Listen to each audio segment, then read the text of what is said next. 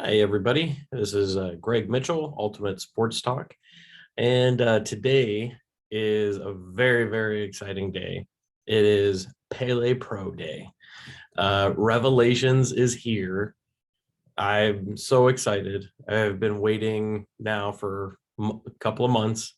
I think I bought the ticket very close to when tickets were announced, I believe. Um, might have been shortly after that, but anyway, I am so excited. I've got VIP seat, front row, and I'll be doing the early meet and greet. It says on the website there's an after party. I don't really know what that means, but I'm very excited about whatever it could be. So today what I want to do is do a preview of the show. For those of you who aren't familiar with Pele Pro, I highly recommend that you take a look at Title Match Network or sign up for Fight TV Plus, either one of those, and you can go and watch all of their past shows that they've had. They've only been around for a couple of years. It's interesting to me that they actually started during the pandemic, and here they are probably about to have one of their best shows. So it's been a wild ride, but I'm so excited for them, and selfishly so excited for me. I'm here in Arlington, Texas, gonna be there live. Can't wait. I just absolutely can't wait. So I do want to show a couple of things quickly. So today, there will be for my attire, I will be wearing a Too Fast, Too Fuego shirt, in honor of course, Fuego del Sol, who will be taking on Ninja Mac at the show. And then I will also be wearing a Team Ambition shirt in honor of Sir Davey Richards. Very, very excited. I couldn't choose one. So I will be wearing both. I'll have them both on underneath of one underneath of the other. And yeah, I'm really excited. I've also purchased the pre-order for the Pele Pro shirts also. So according to Pele Pro, they're the individual running the show. I should be having one set aside for me. So very, very excited for that too. And then fully intending on getting some merch there at the show. So if any of the talent is watching this, 8x10s, t-shirts, I'm definitely interested in what I can get that's reasonable. I don't want to blow my bank out of the out of the water, but I do want to definitely leave and have a lot of merch that will help me remember how awesome this was, because this is a very special trip, very special card. So anyway, with that said, let's go ahead and get into it. So thankfully, Pele Pro put out a tweet last night, outlining all the different matches that are going to be on the show. So I didn't have to search through all their tweets or try to find something on their website or anything. It's all right here. So thank you for that. So you may see my eyes kind of move around on the screen. That's why I am looking at a graphic while also recording this. So yeah, that's what's going on. So the first match, I'm just going to start at the top left of this graphic, is Isaiah Bronner and Corey O'Neill against West Texas Legacy, which is Justin Taylor and Ryan Justice. So they've been West Texas Legacy, which I think is hilarious that they have a, a tag team name. Both of those guys have been very public that they dislike each other, and for some reason they're gonna face these two individuals together in a tag team match. Um, I'm really, really curious to see how this goes, because if you did not watch the last show, Bronner and O'Neill are really, really good. They laid a beat down on Jay Alexander and his team. It was a 3-on-3 match. I can't honestly remember the rest of the group, but they're really good. So to try to say that West Texas Legacy is going to put their differences aside and have a solid match against those two, it'll be interesting. I don't know if that can happen. I think that's the point of all of this too, is can bitter enemies put their differences aside for a common goal. They're supposed to be trying to stand up for Texas, stand up for West Texas specifically. So we'll see what happens here, but I'm expecting it to be a really good match. I said this on Twitter a few weeks back. Justin Taylor has really, really improved. If you go back and watch the inaugural show for Pele Pro and then watch the last show that he's on at Pele Pro, night and day difference. He is really, really improved. I think I also mentioned, I think on Twitter, it looks like he's also cut some weight. So this guy's really getting after it. I'm excited for him. I think, I wish him all the best. So I hope that this goes well. Whether they win or lose, I think they're going to have a good showing. And then Ryan Justice is also improving quite a bit. He's another Pele Pro staple. He's been on several shows, and I wasn't initially a fan, but the more I watch him, the more consistent he is, and he really has a good knack for putting on a good match. So I'm excited again for this match. I don't know what's going to happen, but I guess if I had to do some sort of prediction, I would say Bronner and O'Neill are going to beat the living crap out of them. I don't really know that there's a better way to put it. Those guys are going to do a serious beatdown, I think. So that's the first match. Moving on along this graphic, Gideon Vane versus Jim Fitz versus Apex. So if you don't know who these three guys are, and I apologize to Jim Fitz because I don't know who he is, but I've seen images. These three guys are massive. I think that's something that Pele Pro likes to do. They like to have a match where there's just 2 or 3 massive guys in the ring. I almost think they want to try to test how strong their ring is because there's a lot of weight that's going to be moving around in that ring in this triple threat match. So it'll be fun to watch. Gideon Vane, another Pele Pro staple. This guy, I think he's been in every show. If not, he's been very close to every show. And really tall, good. He's been in tag teams. He's been on his own. I think the very first time I saw him on a Pele Pro show, he actually teamed up with Apex, if I remember right. But then they stopped teaming. Not sure that there was really a story or anything behind it, but they're no longer a team as far as I'm aware.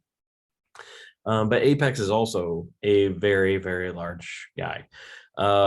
Jim Fitz, the image that I see of him on here reminds me a lot of like throwback Big Show images. He's got the bald head and the goatee beard thing going on, arms crossed. Like just reminds me of some throwback Big Show stuff. So these guys are just gonna lay a beating on each other, and may the best man win. If I had to predict, I would say I'm going to go with Jim Fitz just because he's the unknown for me. Um, I don't know. I don't know how Gideon Vane and Apex will handle being in the ring together again. Especially since they used to be a team, they may team up against Jim Fitz. That might be how this story plays out. But then, it's a triple threat match, so that's the question, right? Who's gonna? Somebody has to turn on the other. There can't be two winners. Um, so you can team up for a while, but at some point, it's man against man against man. So you gotta try to do what's best for you. So at the end of the day, I think Jim Fitz is probably going to be the one to win this. But I'm really excited to see. I hope the ring will hold up. That's all I can say because this looks like it's going to be a lot of weight thrown around in this match. Moving on, I'm going to skip this next one and go bottom left on the graphic. Jay Alexander against Travis Titan. So Jay Alexander has a really interesting look. I like Jay Alexander in the ring. He just comes across like he's supposed to be way bigger than he actually is. He's always, at least in the matches that I've seen, he's always been one of the shorter guys. That doesn't mean anything. I mean, Taz is a perfect example. He was always one of the shorter guys in his matches, but the dude was built and he could suplex anybody from almost any position. So, I see a lot of that in Jay Alexander. I think he's going to bring like he always does, a real intensity to this match. And Travis Titan, I don't know. I've seen him once or twice, I think, on Pele Pro, so I'm aware of him, but I haven't seen a lot of his matches. I don't know if he's prepared for this intensity. Um, but I was really, really excited to see the promo that he did, and he put out on his social media, because that catchphrase, "Remember the Titan," is really, really cool. A nice throwback to the Disney movie. Um, but these two guys tell a really good story. And even when I called out Jay Alexander on social media about being short or being the smaller guy, he had a really good comeback. And not like calling me names or anything. Like he's very intelligent, brings a lot of intensity. I expect this to be a good match. This might actually be the sleeper of the night. um I think these two could really put on a great match, given what I've seen from both of them in previous shows. So I'm very excited to see what happens in this one. I think it could be the sleeper of the night and really shock the fans. Since this is my first Pele Pro live, I don't know what kind of audience they're gonna have. I'm used to Chicago audiences where they will cheer or boo for pretty much everything. So I'm excited to see what happens from the audience in this show, because if certain moves or things don't get a reaction, I don't know how the wrestlers will react to it. Um, but I do think this will be a good one. And these are two lesser known names, I think, on of all of them on the card. At least in my opinion. Again, I'm not from Texas, so I know these guys probably have a good Texas following, but for me, these are two of the lesser names. But from what I've seen, I think they are going to have a great match. So if I had to put a prediction on it, I'm going to say Jay Alexander. I think he's going to come to this event with a real chip on his shoulder, because the last Pele Pro match that he had, like I mentioned earlier, was where he got the beat down from Bronner and O'Neill's team. and his tag team partners left him to himself. So I think he's got a chip on his shoulder. I think he's going to come with, even more intensity than what we normally see, which I think is going to be fascinating how you can get even more intense than that. But this guy's good, and I think he's going to really bring it. So I'm excited to see it. And Jay Alexander is my pick. All right. So I'll go back to the one that I skipped over. Khan versus Izzy James. Izzy James, don't quote me 100% on this, but I believe he put out something on his social media saying something along the lines of, you haven't seen anything yet, or don't sleep on this one, something like that.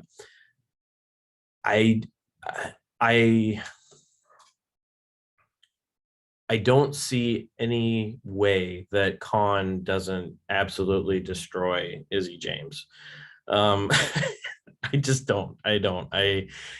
Khan is a wrecking machine. This guy can move. He's extremely athletic, built like a brick house.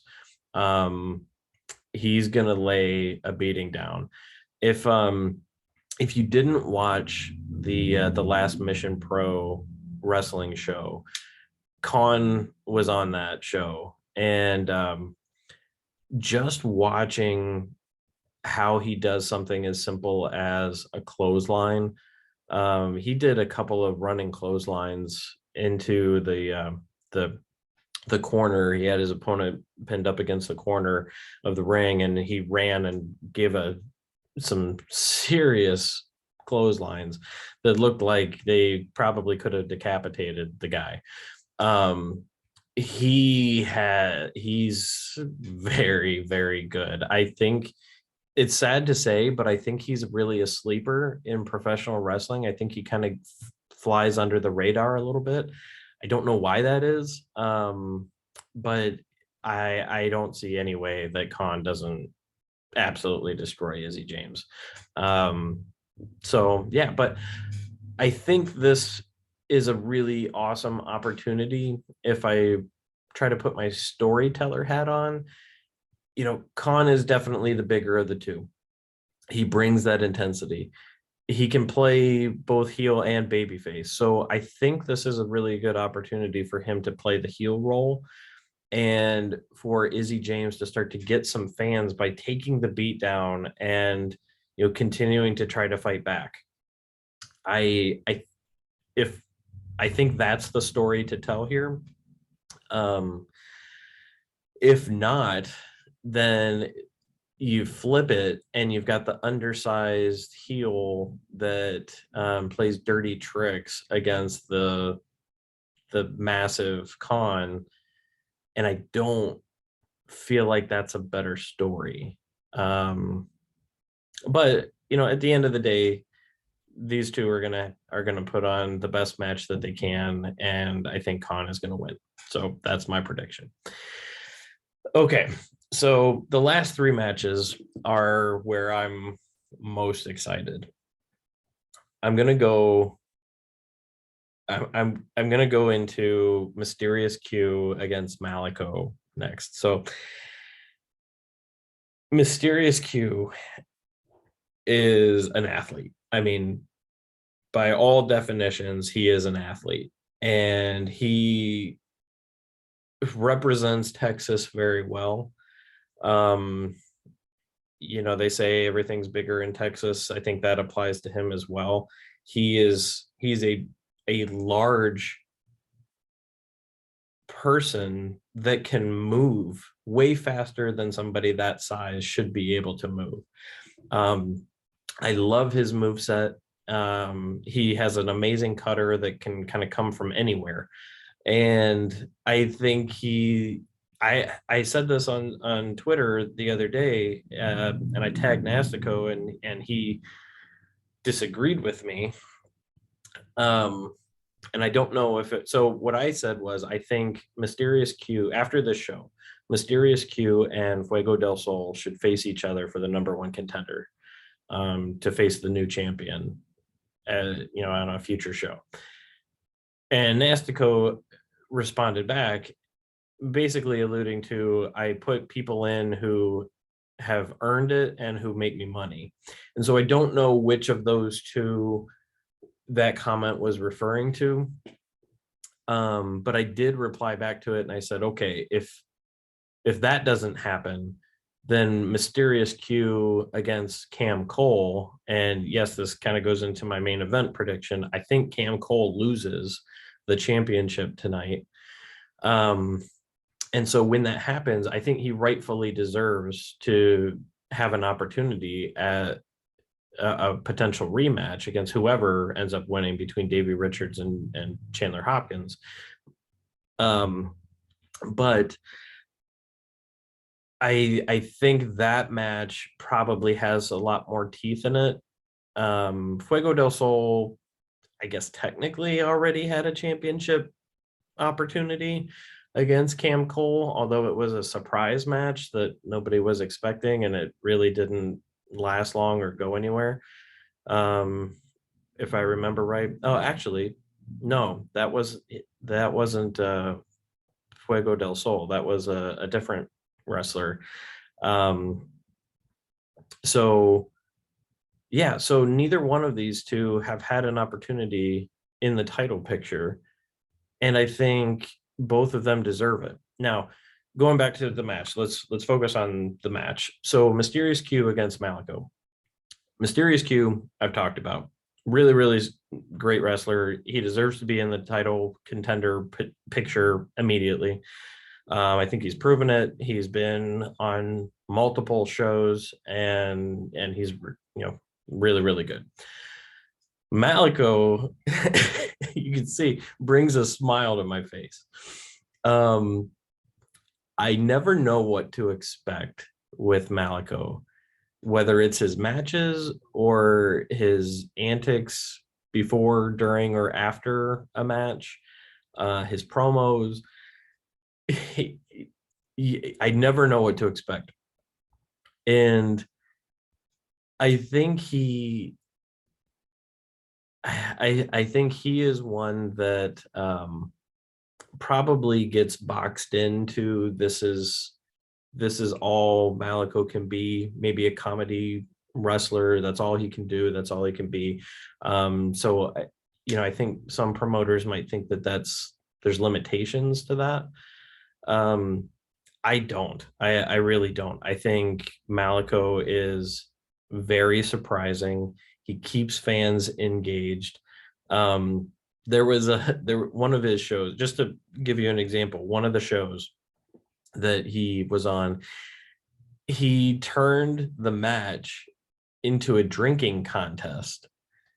And they basically ended up wrestling after the drinking contest practically drunk. But it was still really, really good. And it wasn't even an official match. I don't think there was actually a referee during it, but there was a referee for the drinking contest, which was funny. But the entire time, first I'm watching this and I'm thinking, this is what they're going to do. This is horrible. This, like, why? I want to watch wrestling. I don't want to watch, some comedy act. I can get that from other well-known organizations with 3 letters. But he kept the audience engaged. I was into the whole match the entire time, and he's had other really good matches. He tagged with Gideon Vane, which I thought was an awesome combo. Those two worked really, really well together. I believe they were against Angel and Fuego del Sol, if I remember right, because they came out doing the hugging thing, and then Malico said that he wanted a hug from Gideon Vane. Again, it's hilarious and well thought out. It's intelligent comedy that he does, and he works really good matches. His in-ring style is not bad. He's really, really good. This is going to be a good match. Malico and Mysterious Q are going to have a really good match. I know that for sure. I think ultimately Mysterious Q wins, which again should put him in the title contender picture. But I think it's going to be a lot of fun. And the two of them will tell a really good story. They will work well together in the ring. I know that. I just know it. I don't have to guess. It's not a prediction. I know they're going to do some really good things tonight. So I'm very excited for this one. I'm excited to see Malico live. I don't know what to think or what to expect going into it. And again, that's the point. He's, even go to his Instagram or YouTube or YouTube or even Twitter, where he reposts his videos.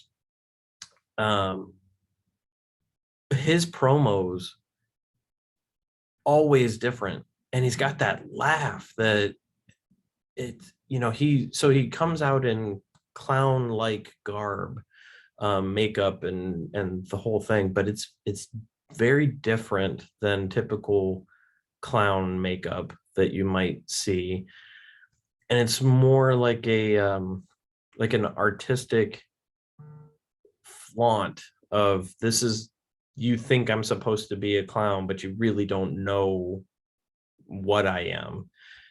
And that, I think, is the point. So what I'm trying to say here is, spend more, if you do anything, spend more time digging into Malico. I think you will be sucked in like I am, and I think you'll be impressed with what he can do, and how entertaining he can be. So definitely recommend consuming as much Malico content as you can. All right, so I gave my prediction. Mysterious Q, I think, wins. That'll put him in the title picture, I believe, and rightfully so. I think he needs to be a future champion for sure. All right, so Fuego del Sol will be taking on Ninja Mac. Ninja Mac, if you're unfamiliar with who he is, he's been on several of the most recent GCW shows. And he's also been on Pele Pro before. Fuego del Sol, you've seen him on AEW. He's been throughout the indies as well. If you watched the documentary that I mentioned last video with Mike Bennett, I Love This SHIT documentary, Mike Bennett spoke very highly of Fuego del Sol, and you got to see kind of a behind the scenes look at Fuego del Sol. I have not watched any of the vlog content from Sammy Guevara, but I imagine that even the behind the scenes of Fuego del Sol is very similar to what you see on screen. He seems like a very genuine, this is who I am type of person from what I've seen. And he moves, he can go. Both of these guys are fast in the ring. They can hit moves from almost anywhere. And I really, really love the tornado DDT that Fuego del Sol does. Always super impressive. No matter where he hits it from. I guess my prediction here is, I think Fuego del Sol, and I want to stick to that because I think those two, Mysterious Q wins his match, Fuego del Sol wins his match. That's a perfect pairing for them to have a match on the next show. The winner of this becomes the #1 contender. And I think that builds up to, summer or early fall time frame, where they're going to have an amazing championship match. So I'm excited about this. I think it's going to be fast. Don't blink because you'll probably miss something. But I have seen, sometimes when you're watching on replay, you're not always able to get, a sense from the fans like, are they really that loud? Are they not so loud? Are they cheering or not cheering? It's sometimes it's hard. You don't get the crowd noise in the background. So, but I do know that Pele Pro shows that have had Fuego del Sol on it, the crowd is very excited when Fuego del Sol comes out. So I think the crowd's going to go crazy for this one. I think they're going to have a great time with it too. And again, I think Fuego del Sol ultimately ends up pulling it out. But it'll be a fun match. All right, main event time. So Cam Cole, Davey Richards, Chandler Hopkins for the Pele Pro Championship. All right. So this I said on Twitter weeks ago that if I had a bucket list for 2022 of things that I wanted to do, seeing Davey Richards live was one of them. And he shows up to Chicago shows, pretty consistently. So I said that fully expecting that my first Davey Richards live experience, in person experience, was going to be in Chicago, that I wasn't going to have to take a trip to Texas to do it. But this main event is going to be something else. Chandler Hopkins, if you have not watched Pele Pro and you're only somewhat aware of him, you probably have seen him before on AEW Dark.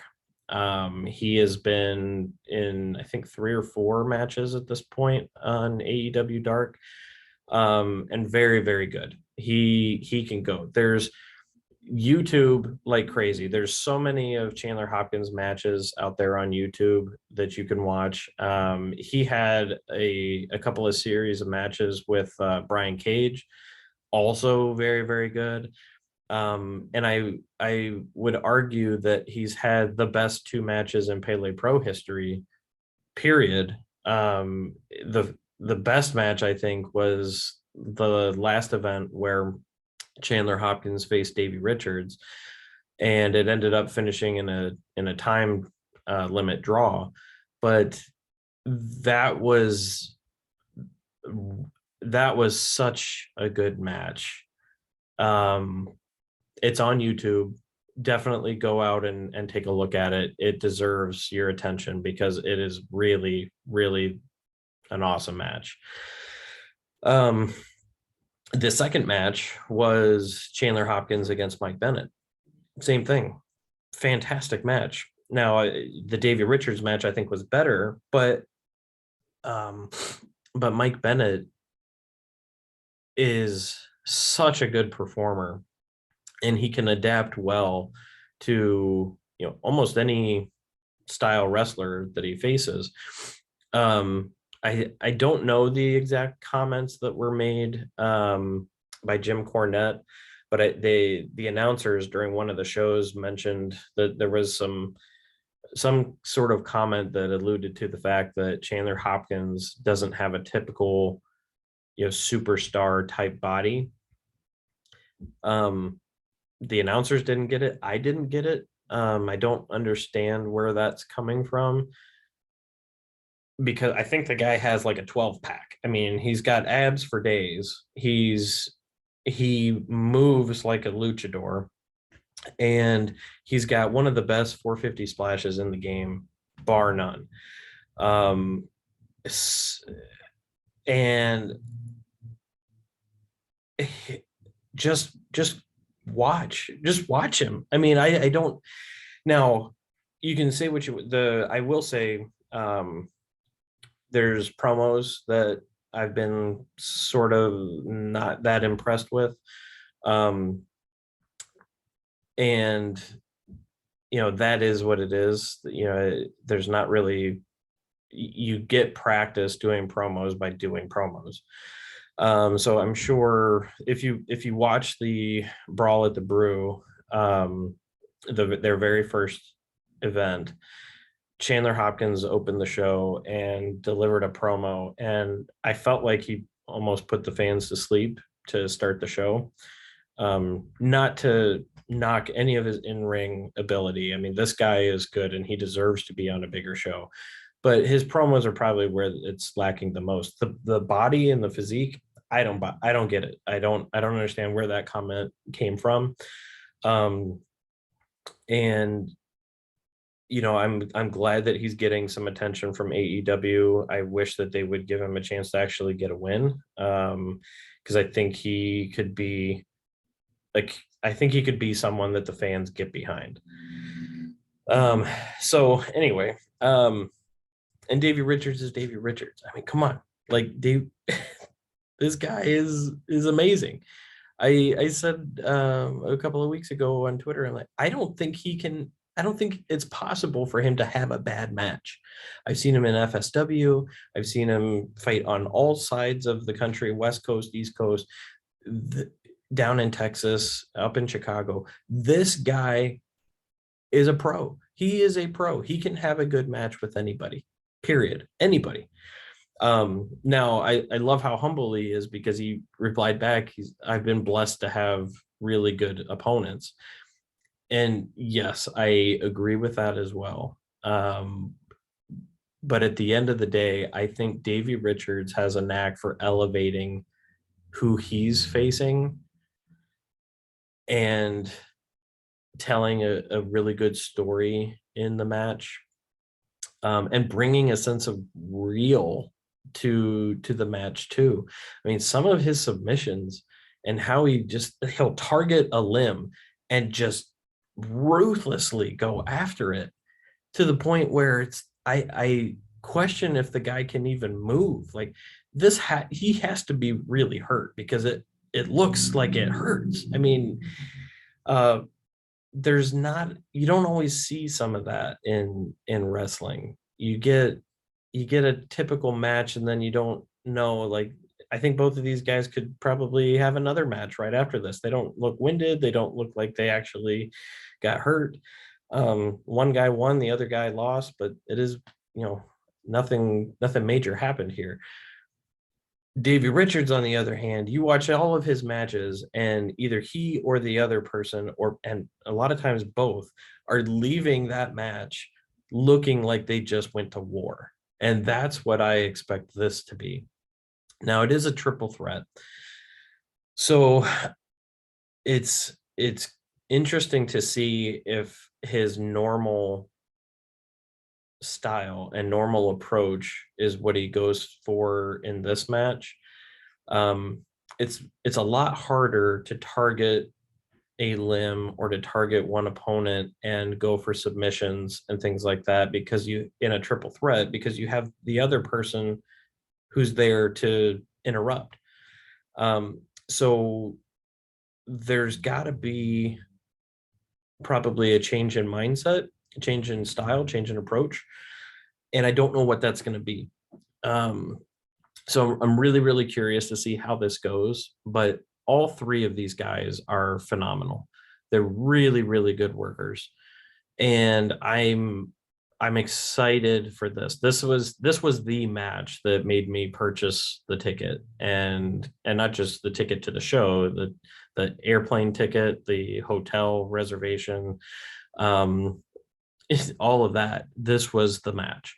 So I'm excited about it. I think it's going to be a tremendous way to end the show and to start 2022 off with a really, really awesome bang. Prediction, I already mentioned earlier, Cam Cole, I think, is going to lose the title. I don't think he's going to be pinned or submitted in it, though, which I think helps tell that potential story of he never lost the title, but he doesn't have his title anymore, so I should be the number one contender. If that's where they end up going, again, I think it's Mysterious Q and Cam Cole face each other to see who is the rightful number one contender. That's what I'd like to see happen anyway. Who knows what's going to really happen? But I don't think he's going to leave tonight with the championship. So that means that either Davey Richards or Chandler Hopkins is going to win. And I'm going to say I think Chandler Hopkins ends up pinning Davey Richards. Um, and I apologize earlier. I mentioned 450 splash. I think it's actually the shooting star press that Chandler Hopkins does. But regardless of his finisher, it's still one of the best in the game. I think that's what's going to happen. I think Cam Cole ends up getting thrown to the outside. He's not able to get back in the ring in time. Chandler Hopkins hits his finisher off the top rope and wins 1, 2, 3. That's what I think is going to happen.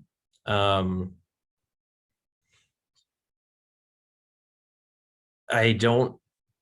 I've really been struggling with that one because I want Davey Richards to win.